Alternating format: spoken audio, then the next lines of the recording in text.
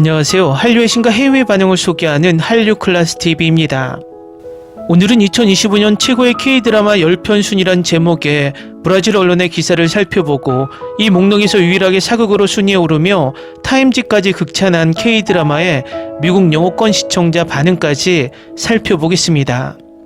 연말에 전세계 언론의 2025년 최고의 K-드라마 순위를 소개하고 있는데 남미 브라질 언론 시네토탈에서도 K-드라마 순위를 정하고 있어서 흥미롭습니다. 제가 누차 이야기하지만 각 나라별로 정하는 순위는 다분히 주관적이지 어떤 뚜렷한 데이터가 있는 것은 아닙니다. 그러니 이 순위에 너무 몰입하지 마시고 재미로 즐기시길 바랍니다. 일단 브라질 언론의 기사부터 살펴보겠습니다. K-드라마 산업은 멈출 기미가 전혀 보이지 않으며 점점 더 많은 드라마가 오리지널 프로그램으로 스트리밍 서비스에서 시청 가능해지고 있습니다. 2025년은 로맨틱 코미디, 역사극, 사격 드라마부터 스릴러와 액션에 이르기까지 모든 장르의 K-드라마에 매우 풍성한 한 해였습니다. 넷플릭스는 케냐를 배경으로 첫 오리지널 K 버라이어티 쇼인 케냐 간 새끼를 선보이기도 했습니다.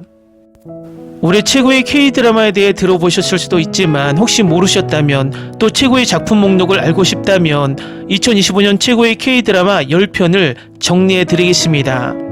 10위 당신의 맛, 9위 탄금, 8위 나인 퍼즐, 7위 귀공, 6위 폭군의 셰프, 5위 당신이 죽였다, 4위 약한 영웅 시즌2, 3위 미지의 서울, 2위 중증외상센터, 1위 폭삭 소가수다. 다음은 사극으로 이 목록에 오른 K사극 중 탕금을 극찬을 리뷰하는 타임지 기사입니다. 조선의 부유한 상인 가문에서 사랑받은 아이였던 홍랑이 갑자기 사라지면서 이복 여동생 제이, 어머니 민여이, 아버지 심열국은 슬픔에 잠기고 상단의 미래는 불투명해집니다. 12년은 오랫동안 사라졌던 홍랑으로 의심되는 한 남자가 돌아옵니다. 넷플릭스의 한국 미스터리 멜로드라마 탕금은 마치 아나스타샤와 같은 설정입니다. 미스터리와 음모를 기반으로 한 드라마 탕금이 복잡하고 감정적인 시청 경험을 선사하는 것은 놀라운 일이 아닙니다. 장다혜 작가의 소설 탕금 금을 삼키다를 원작으로 한 이 최신 넷플릭스 드라마는 집착, 슬픔, 복수를 주제로 삼아 등장인물들이 4명과 주변 세상에서 벌어지는 갈등을 헤쳐나가는 과정을 통해 마치 서로 교차하는 듯한 느낌을 줍니다. 여러 줄거리에서 가끔씩 실수를 하기도 하지만 결국 모든 길은 슬프고 시적인 결말로 이어집니다. 홍랑은 조선의 큰 상단의 후계자입니다. 8살 때 실종되고 그의 가족은 뿔뿔이 흩어지고 어머니 민여이는 슬픔에 잠겨 미쳐버립니다. 그의 이복 누나 제이는 깊은 슬픔에 잠겨 오랜 세월 동생을 찾아 헤맸습니다. 그 사이 제이의 아버지 심열국이 상단의 임시총재로 나섭니다. 그는 홍랑이 돌아오지 않을 것이라 생각하며 무진을 입양하여 후계자로 훈련시킵니다. 이 가문의 소식은 조선 전역에 널리 알려져 있으며 오랜 세월 동안 수많은 사기꾼들이 후계자로 위장하려 애썼습니다. 12년 후 자신을 홍랑이라고 주장하는 의문의 청년이 나타나 가장 먼저 설득력을 얻습니다. 하지만 선의는 사라지고 의심만 남습니다. 제이는 동생이 정말 돌아왔다는 사실을 믿지 않습니다. 동생이 주장을 입증할 답을 찾는 동안 홍랑은 자신만의 계획을 가지고 있습니다. 인생의 수많은 비극 중 하나는 우리가 꿈꾸던 대로 흘러가지 않는다는 것입니다. 아들을 잃고 제국을 무너뜨리고 사랑을 거부당하는 것, 이러한 일들은 우리에게 인생의 기쁨을 일깨워 줍니다. 탕금에서는 상실과 슬픔에 대한 이해가 작품 전반에 걸쳐 빛나며 모든 길은 어떤 형태로든 안도감으로 이어집니다. 하지만 등장인물들이 모든 것을 내려놓을 때 비로소 진정한 자유를 얻습니다. 그 자유는 그 형태가 아무리 비극적일지라도 궁극적인 해방으로 이어집니다. 다음은 탕금을 시청한 초반 미국 영어권 시청자 반응입니다. 지금까지 훌륭한 출연진과 뛰어난 연기를 보여줬어요. 하지만 자막은 매우 형편없었습니다. 역사 드라마에서 자주 겪는 문제인데 독특한 대사 방식에 있어서 정확하게 번역하기가 더 어렵기 때문입니다. 넷플릭스 번역은 항상 형편없었지만 이번에는 특히 부족하게 느껴집니다. 대화의 일부는 이해할 수 있고 번역이 틀렸을 때도 알 수 있는데 모든 내용을 완전히 이해하지 못해서 여전히 엉터리 자막에 의존해야 해서 답답합니다. 이 드라마는 정말 멋지고 시각적으로도 정말 놀랍습니다. 한복을 입고 검을 휘두르는 이재욱은 영원히 전설로 남을 거예요. 환원 장욱은 제가 가장 좋아했던 한국 드라마였어요. 알겠습니다. 방금 3화를 시작했는데 이 장면에서 누군가에게 소리를 지르고 싶은 충동이 들었습니다. 홍랑이 남자를 밀어내는 절벽 장면. 그는 환원 시즌1에서 악당을 연기한 사람이었으며 절벽에서 뛰어내려 죽은 무덕을 그야말로 장욱이 잠깐 복수하는 듯한 느낌이었습니다. 무슨 말씀인지 완전히 이해해요. 절벽 장면은 저도 비명을 질렀어요. 환원과 배우들이 겹쳐서 더 강렬하게 느껴졌어요. 마치 뒤틀린 시적인 복수극 같은 느낌이었어요. 탕금이 강렬한 반전과 감정적인 비트로 저를 계속 끌어당기는 게 정말 좋아요. 그리고 장르가 정말 잘 어우러져서 사극, 스릴러, 미스터리, 로맨스가 하나로 합쳐진 것 같아요.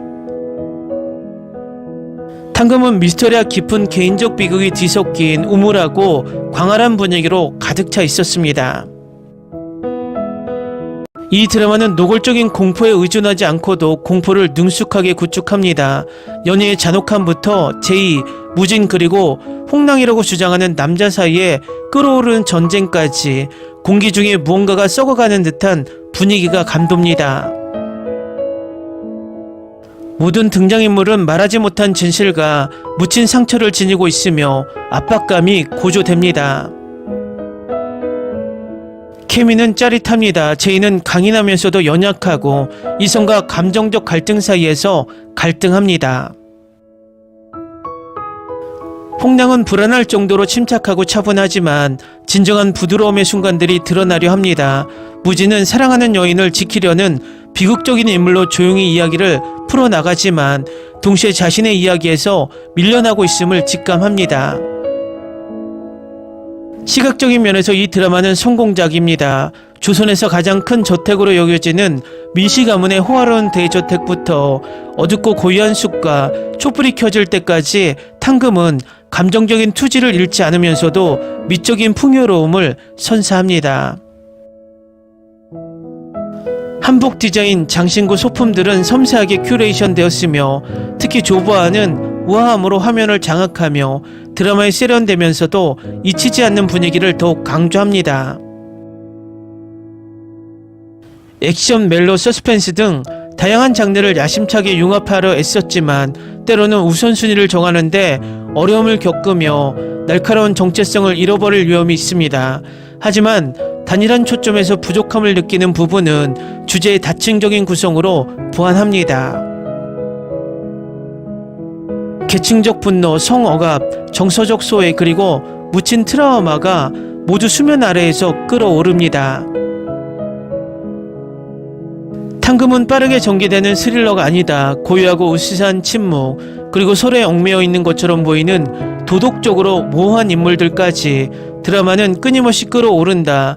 무언가 어두운 것이 다가오고 있다. 그리고 그 누구도 상처받지 않고 나올 수 없을 것이다. 이거 두 에피소드는 숨이 멎을 정도로 재밌었어요. 장르는 정확히 뭔지 모르겠지만 어쨌든 지금까지는 재밌게 보고 있어요. 오늘은 최대한 몰아서 볼 거예요. 조재훈이 있다. 얌전히 있어야지. 벌써 악당 분위기가 느껴져. 김재혁은 진짜 배우의 정의에 100% 부합하는 배우예요. 화면 존재감은 좀 떨어지지만 마지막 회에서 엄청난 연기력으로 드라마 전체를 휩쓸었어요. 그의 연기력에 경의를 표합니다. OST 너무 좋아요. 1화 끝냈어요. 이재욱이 한복 입은 거 다시 볼 수 있어서 너무 신나요. 오마이갓, 환원 이후로 이렇게 설레본 적이 없었는데 재밌었으면 좋겠네요. 슬픈 결말 때문에 이걸 나쁘게 평가하거나 아예 보지 않는 사람이 없기를 바랍니다. 그건 유치하고 어리석은 짓이니까요. 그냥 가장 으스스한 로맨틱 코미디만 보세요. 모든 에피소드가 나왔고 지금까지는 정말 좋아요.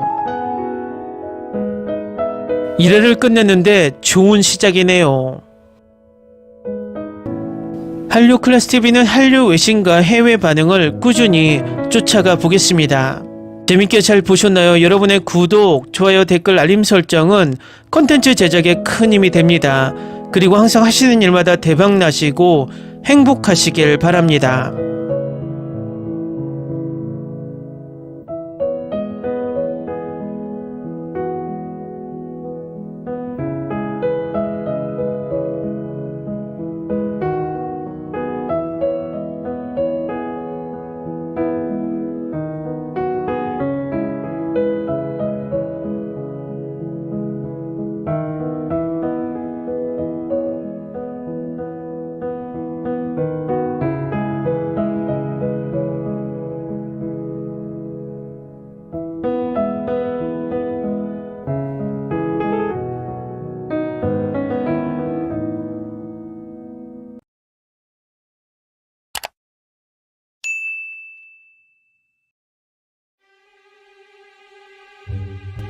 Ni se te ocurra.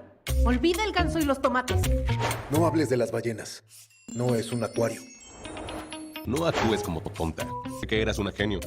¿Sí? No vayas a presumir, a la gente no le gusta eso. Y no digas cosas sin sentido. Y bueno, ¿terminamos? Hasta pronto. Abogada, tengo mucha curiosidad por conocerla.